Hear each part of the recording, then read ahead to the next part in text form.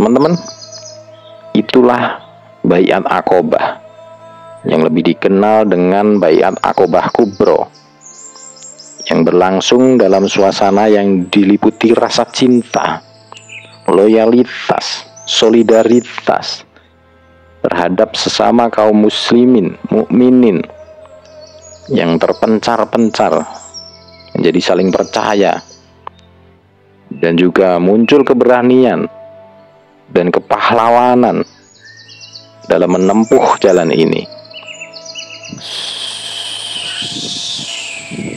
Lembaran Zero. Ya, assalamualaikum warahmatullahi wabarakatuh. Apa kabar teman-teman semuanya? Semoga teman-teman senantiasa dalam keadaan sehat selalu. Amin amin ya rabbal alamin. Baiklah teman-teman, kita akan lanjutkan belajar Sirah Nabawiyah, sejarah hidup Nabi Muhammad Shallallahu Alaihi Wasallam. Oke teman-teman, apakah teman-teman sudah siap untuk menyimaknya? Kalau sudah siap, kita akan mulai. Namun sebelum kita mulai, teman-teman yang belum subscribe, silahkan subscribe dulu dan nyalakan lonceng notifikasinya supaya tidak ketinggalan video-video terbaru dari channel Lembaran Sirah. Yang sudah subscribe saya ucapkan terima kasih, dan yang baru menemukan channel ini saya ucapkan salam kenal. Oke teman-teman, langsung saja yuk kita mulai. Tema pada kali ini adalah Baiat Aqobah kedua. Pada musim haji tahun 13 dari kenabian yang bertepatan dengan Juni 622 Masehi, hampir 70 orang muslim Madinah datang ke Mekah untuk menunaikan manasik haji. Mereka datang bersama rombongan jamaah haji dari kaum mereka yang masih musyrik. Mereka yang telah memeluk Islam itu saling bertanya saat mereka masih berada di Yastrib atau saat dalam perjalanan. Sampai kapan kita akan membiarkan Rasulullah Shallallahu Alaihi Wasallam berkeliling, diusir di lereng-lereng bukit dan diancam?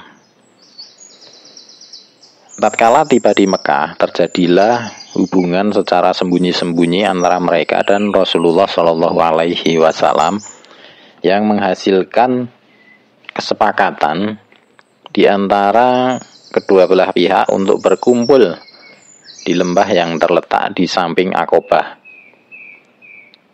pada pertengahan hari-hari tasyrik saat melempar jumroh ula setelah dari Mina. Pertemuan ini terlaksana melalui proses yang sangat rahasia dalam kegelapan malam. Nah, kita serahkan kepada salah seorang pemimpin kaum Ansor untuk menceritakan sendiri secara spesifik pertemuan historis tersebut yang telah mengubah peredaran hari-hari perseteruan antara paganisme dan Islam. Dialah Ka'ab bin Malik al-Ansori. Beliau berkata, "Kami berangkat untuk melaksanakan manasik haji, dan sebelumnya kami telah berjanji untuk bertemu Rasulullah Shallallahu Alaihi Wasallam di Aqobah pada pertengahan hari-hari tasyrik. Kami dijanjikan pada malam harinya, sementara bersama kami hadir Abdullah bin Amr bin Haram, salah seorang pemimpin dan orang terpandang di kalangan kami. Kami mengajaknya bersama kami. Dalam hal ini kami merahasiakan urusan ini kepada kaum musyrikin dari kaum kami yang ikut rombongan juga. Kemudian kami berbicara kepadanya dan menyampaikan, 'Wahai Abu Jabir, engkau ini adalah seorang pemimpin kami dan orang terpandang di antara kami. Kami tidak suka kondisimu saat ini akan menjadikan kamu sebagai kayu bakar api neraka kelak.' Kemudian kami mengajaknya kepada Islam dan memberitahukannya tentang janji kami bertemu dengan Rasulullah Shallallahu Alaihi Wasallam di Aqobah. Kemudian dia masuk Islam dan menghadiri baiat Aqabah bersama kami. Dan dia termasuk pemimpinnya. Ka'ab melanjutkan, lalu kami tidur pada malam itu bersama kaum kami di kendaraan hingga ketika sudah mencapai sepertiga malam, kami keluar menuju tempat perjanjian dengan Rasulullah Shallallahu Alaihi Wasallam dengan menyusup dan sembunyi-sembunyi. Akhirnya kami berkumpul di lembah dekat Aqabah. Jumlah kami 3 orang laki-laki dan 2 orang perempuan, yaitu Nusaibah binti Ka'ab atau Ummu Ammar dari Bani Mazin bin An-Najjar dan Asma binti Amr atau Ummu Mani dari Bani Salamah. Kami berkumpul di lembah itu sembari menunggu kedatangan Rasulullah Shallallahu Alaihi Wasallam. Beliau pun datang bersama pamannya Al-Abbas bin Abdul Muthalib, dan ketika itu masih memeluk agama kaumnya, namun ingin menghadiri urusan yang tengah diikuti oleh keponakannya. Dia memberikan dukungannya dan dia pulalah orang pertama yang berbicara. Ya, baik teman-teman, kita lanjutkan masih dengan tema baiat Aqabah kedua. Kali ini dengan subtema permulaan pembicaraan dan penegasan Al-Abbas tentang konsekuensi perjanjian. Teman-teman, setelah majelis dipersiapkan, pembicaraan pun dimulai guna mengesahkan perjanjian persekutuan. Dalam hal ini adalah persekutuan agama dan militer. Yang berbicara pertama kali adalah Al-Abbas bin Abdul Muthalib, paman Rasulullah Shallallahu Alaihi Wasallam. Dia berbicara untuk menjelaskan kepada mereka secara gamblang tentang konsekuensi serius yang akan mereka pikul akibat diadakannya persekutuan tersebut. Dia berkata, "Wahai kaum Khazraj, Muhammad berasal dari kami, sebagaimana yang kalian ketahui. Kaum kami yang satu pandangan dengan kami telah melarangnya. Padahal dia dibanggakan oleh kaumnya dan dilindungi di negerinya. Tetapi dia justru hanya berpihak kepada kalian dan menjumpai kalian. Jika kalian melihat bahwa kalian dapat memenuhi apa yang kalian ajak kepadanya dan dapat melindunginya dari orang-orang yang menentangnya, maka itu adalah hak kalian, termasuk risiko yang harus ditanggung. Dan jika kalian melihat bahwa kalian justru akan menyerahkan dirinya dan menghinakannya setelah dia keluar menyongsong kalian, maka dari sekarang tinggalkanlah dia, karena sesungguhnya dia masih dibanggakan dan diberi perlindungan oleh kaum dan negerinya." Ka'ab berkata, lalu kami berkata kepadanya, "Kami telah mendengar apa yang telah engkau sampaikan. Karena itu, berbicaralah wahai Rasulullah, ambillah untuk dirimu dan Rabbmu apa yang engkau sukai." Jawaban ini menunjukkan sebuah sikap mereka, yaitu kaum Ansor, yang telah memiliki tekad bulat, memiliki keberanian, iman, dan keikhlasan di dalam mengemban tanggung jawab yang begitu besar ini, sekaligus juga terhadap dampak-dampaknya yang serius. Setelah itu Rasulullah Shallallahu Alaihi Wasallam memberikan penjelasannya, kemudian terjadi pembaiatan. Ya, baiklah teman-teman, kita lanjutkan pada subtema poin-poin baiat. Imam Ahmad telah meriwayatkan dari Jabir secara rinci Jabir berkata, kami berkata kepada Rasulullah, wahai Rasulullah, untuk hal apa kami membaiatmu? Beliau bersabda, 1. Untuk mendengarkan dan taat di dalam kondisi semangat maupun malas. Yang kedua, untuk berinfak di dalam masa sulit dan mudah. Yang ketiga, untuk berbuat amar ma'ruf nahi mungkar. Yang keempat, untuk tegar di jalan Allah. Kalian tidak peduli dengan celaan si pencela selama dilakukan di jalan Allah. Yang kelima, untuk menolongku ketika aku datang kepada kalian. Kalian melindungiku dari hal yang biasa kalian lakukan untuk melindungi diri kalian sendiri, istri-istri, dan anak-anak kalian. Jika hal ini kalian lakukan, maka bagi kalian adalah surga. Di dalam riwayat Ka'ab yang diriwayatkan oleh Ibnu Ishaq, hanya poin terakhir di atas saja yang ada.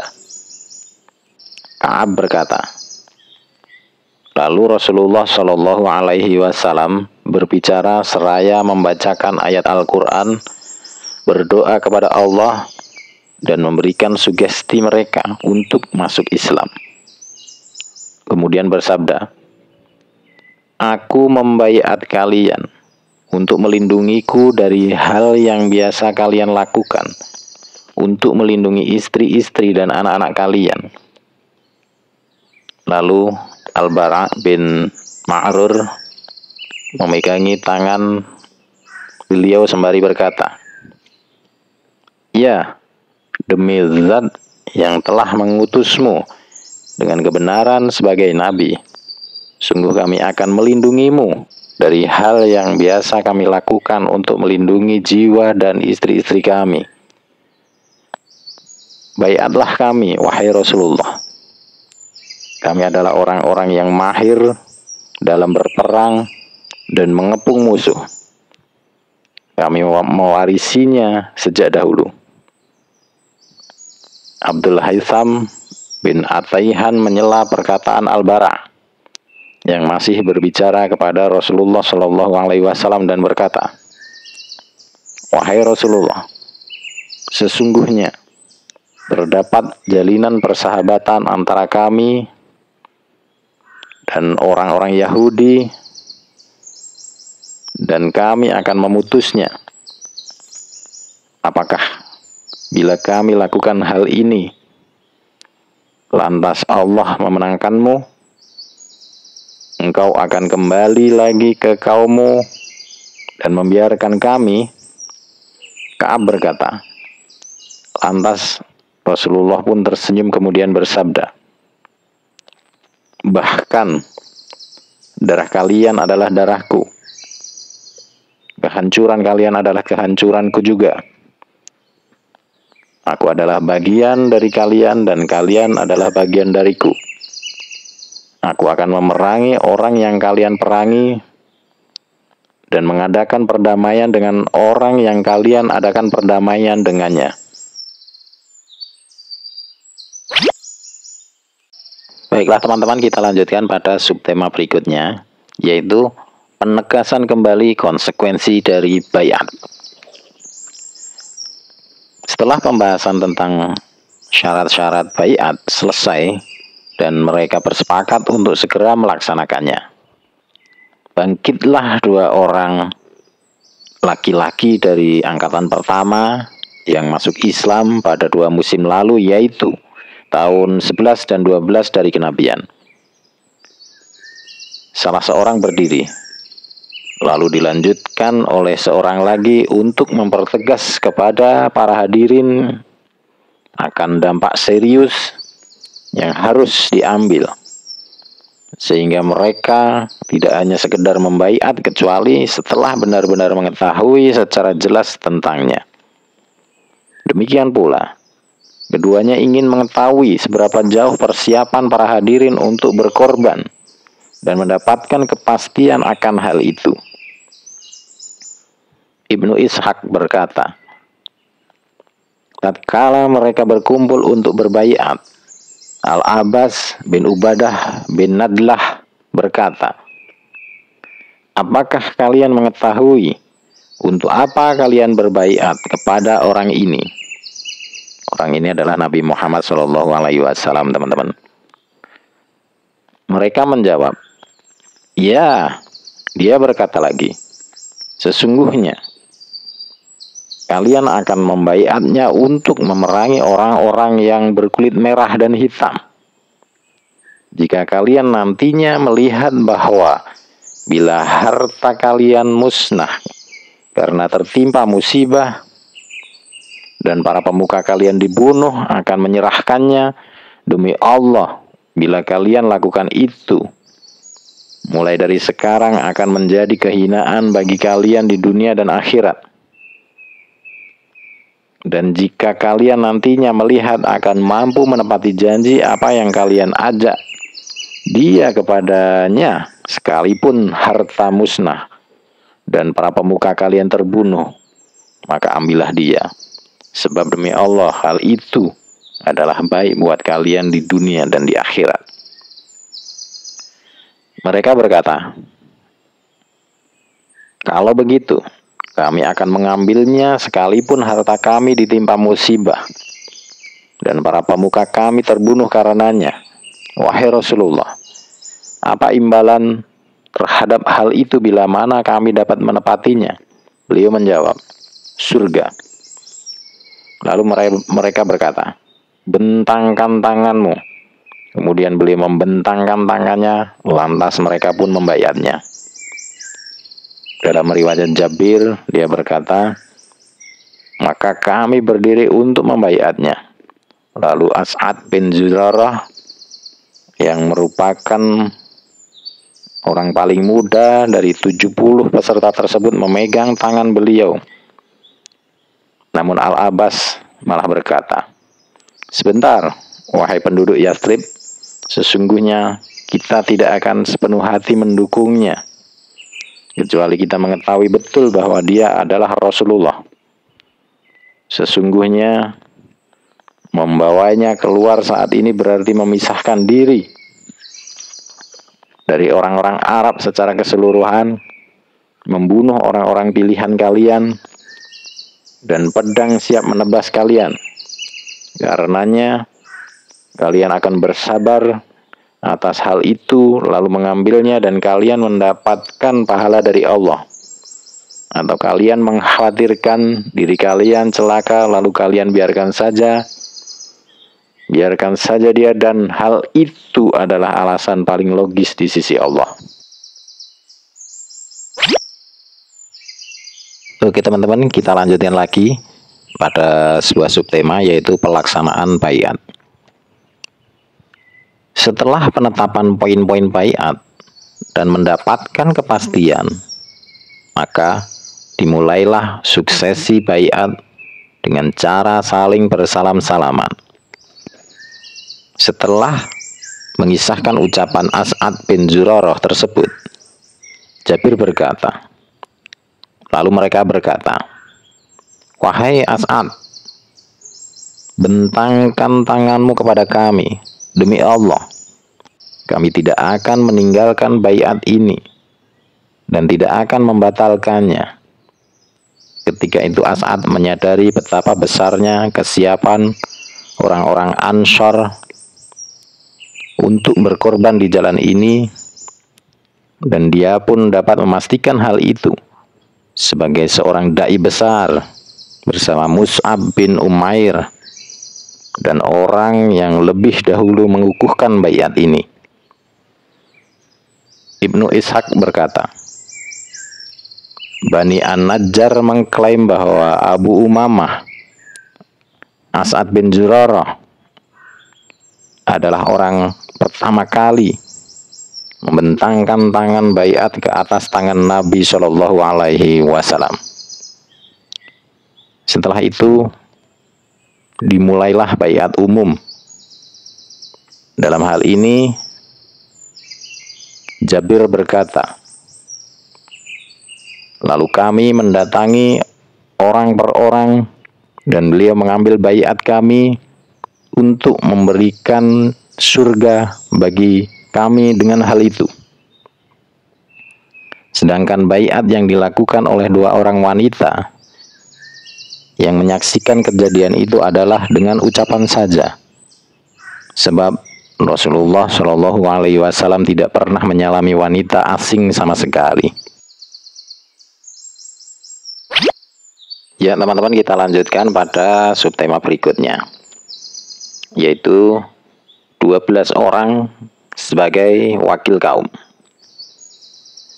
Setelah proses baiat selesai, Rasulullah Shallallahu Alaihi Wasallam meminta agar dipilih 12 orang kepala kaum untuk menjadi pemimpin bagi kaum mereka, mengemban tanggung jawab terhadap mereka di dalam melaksanakan poin-poin baiat tersebut. Beliau berkata kepada mereka, pilihlah 12 orang pemimpin di kalangan kalian untuk menjadi penanggung jawab terhadap apa yang terjadi dengan kaum kalian. Seketika itu juga pemilihan mereka dilaksanakan dan mereka yang terdiri 9 orang dari kalangan suku Khatsraj dan 3 orang dari kalangan suku Aus. Nama-nama mereka adalah sebagai berikut. Para pemimpin terpilih suku Khatsraj: 1. As'ad bin Zurarah bin Ads. 2. Sa'ad bin Ar-Rabi' bin Amr. 3. Abdullah bin Rawahah bin Sa'labah. 4. Rafi' bin Malik bin Al-Ajlan. 5. Al-Bara' bin Ma'rur bin Sakhr. 6. Abdullah bin Amr bin Haram. 7. Ubadah bin As-Samit bin Qais. 8. Sa'ad bin Ubadah bin Dulaim. 9. Al-Munzir bin Amr bin Khunais. Itu dari suku Khatsraj, teman-teman. Adapun para pemimpin terpilih suku Aus adalah: 1. Usaid bin Hudair bin Sama. 2.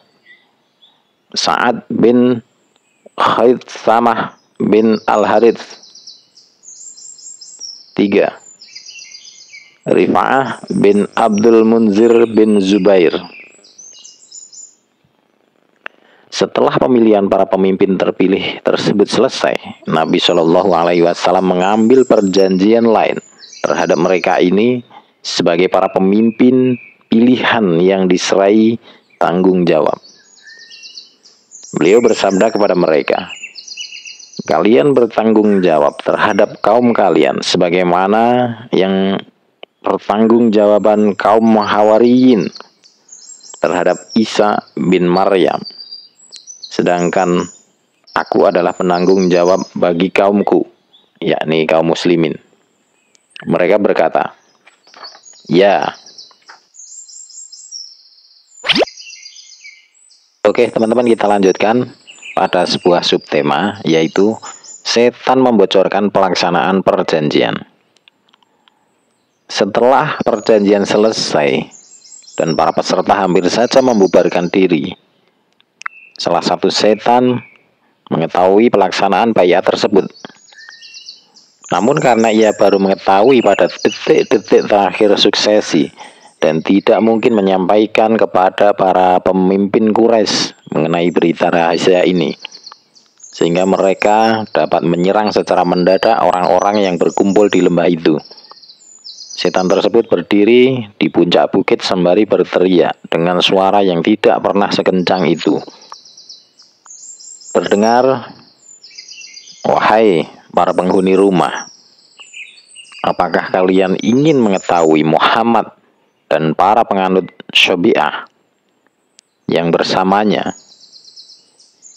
Sungguh mereka telah berkumpul untuk memerangi kalian." Syabi'ah ini adalah sebutan mereka terhadap agama baru, teman-teman. Dalam hal ini adalah yang dimaksud mereka adalah Islam. Lalu Rasulullah Shallallahu Alaihi Wasallam bersabda, "Inilah Azibul Aqobah." Azibul Aqobah ini adalah nama setan dalam bentuk ular. "Demi Allah, aku akan berkonsentrasi untuk menghadapimu, wahai musuh Allah." Kemudian beliau menyuruh mereka untuk berpencar dan kembali ke barak masing-masing. Oke teman-teman, kita lanjutkan lagi pada sebuah subtema, yaitu persiapan kaum Ansor untuk menggempur kaum Quraisy. Ketika mendengar suara setan tersebut, Al-Abbas bin Ubadah bin Nadlah berkata, "Demi Zat yang mengutusmu dengan kebenaran, jika engkau menghendaki, maka kami besok akan membuat tunduk penduduk Mina dengan pedang-pedang kami." Lantas Rasulullah Shallallahu Alaihi Wasallam bersabda, "Kita belum diperintahkan demikian. Akan tetapi, kembalilah kalian ke barak masing-masing." Lantas mereka pun kembali dan tidur hingga pagi hari. Ya teman-teman, kita lanjutkan lagi pada sebuah subtema, yaitu kaum Quraisy mengajukan protes kepada para pemimpin Yastrib. Ketika berita tersebut telah sampai ke telinga kaum Quraisy, terjadilah kegemparan di tengah mereka yang menimbulkan ketidakstabilan dan kesedihan, karena mereka sebenarnya sangat mengetahui persis apa akibat yang akan ditimbulkan oleh baiat seperti itu, dan akibatnya langsung terhadap diri dan harta mereka.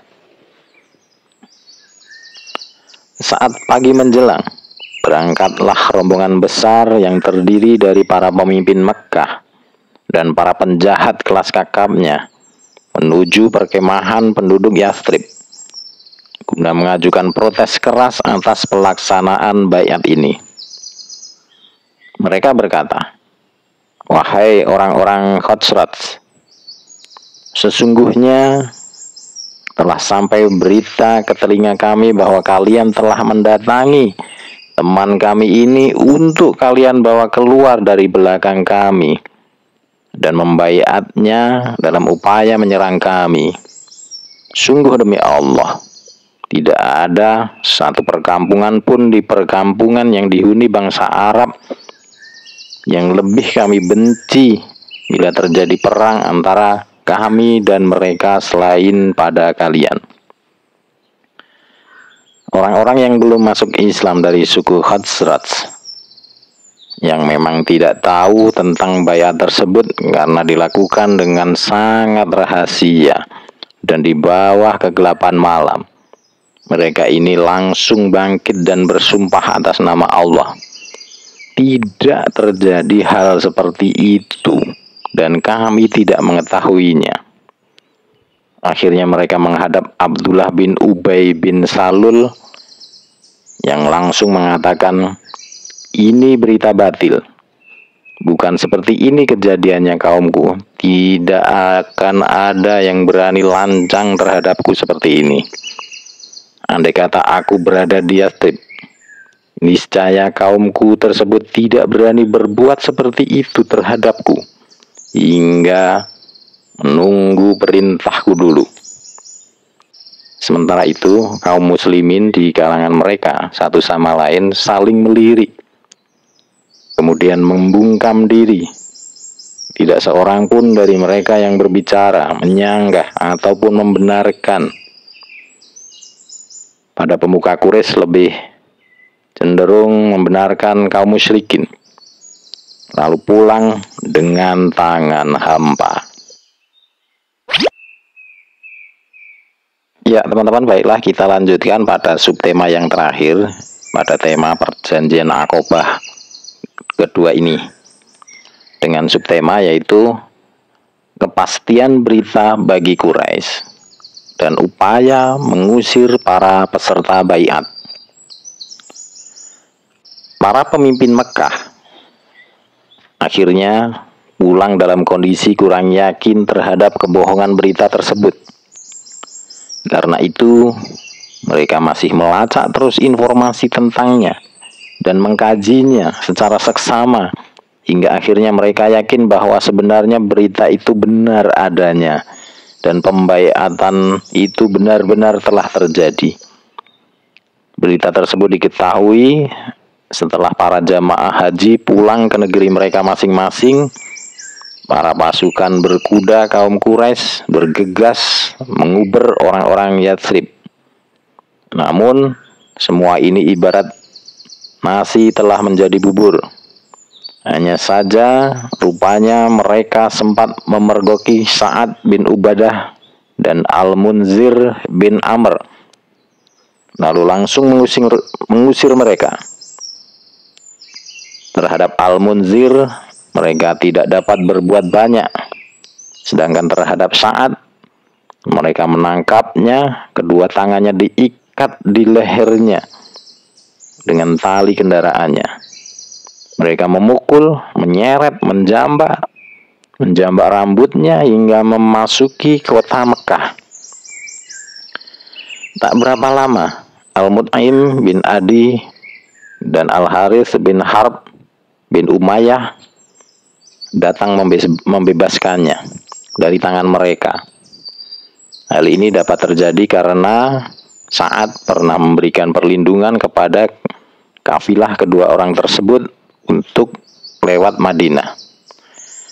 Ketika mereka kehilangan jejak Sa'ad, kaum Ansor melakukan musyawarah untuk kembali mengambilnya, namun tiba-tiba dia sudah muncul di hadapan mereka, sehingga semua bisa meneruskan perjalanan hingga sampai ke Madinah.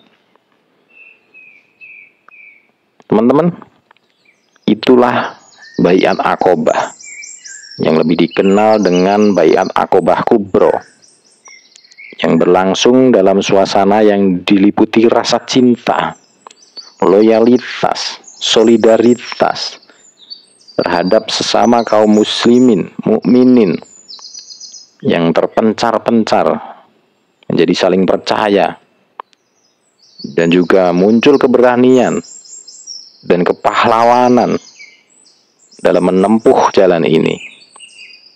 Seorang mukmin dari kalangan penduduk Yathrib tentu amat empati terhadap saudaranya yang tertindas di Mekah, loyal terhadapnya, murka terhadap orang yang menzaliminya, serta bergemuruh di seluruh persendian tubuhnya perasaan kasih terhadap saudaranya ini yang dicintainya dari kejauhan karena zat Allah. Curahan-curahan hati dan perasaan-perasaan seperti ini bukan muncul akibat adanya hubungan ras yang hanya numpang lewat dan sewaktu-waktu bisa saja redup. Tetapi ia bersumber dari keimanan karena Allah, Rasul dan kitabnya. Keimanan yang tidak akan luntur di hadapan kekuatan-kekuatan zalim dan musuh manapun. Keimanan yang bila semilirnya telah berhembus, maka ia akan membawa sesuatu yang menakjubkan bagi akidah dan praktiknya. Dengan keimanan seperti ini, kaum muslimin mampu menorehkan berbagai pekerjaan di atas lembaran-lembaran masa, meninggalkan bekas padanya tiada padanya, tiada padanannya di masa lampau dan kontemporer, serta tidak akan pula pada masa yang akan datang. Oke teman-teman, tema kali ini yaitu Bayat Aqobah. Saya cukupkan sekian. Videonya agak panjang, jadi teman-teman saya ucapkan terima kasih telah menyimak sampai akhir. Kita akan lanjutkan pada video berikutnya, yaitu dengan tema mereka yang berhijrah. Pada video kali ini saya cukupkan sekian. Saya doakan teman-teman sehat selalu, sukses selalu, dan selalu semangat. Saya akhiri. Wassalamualaikum warahmatullahi wabarakatuh.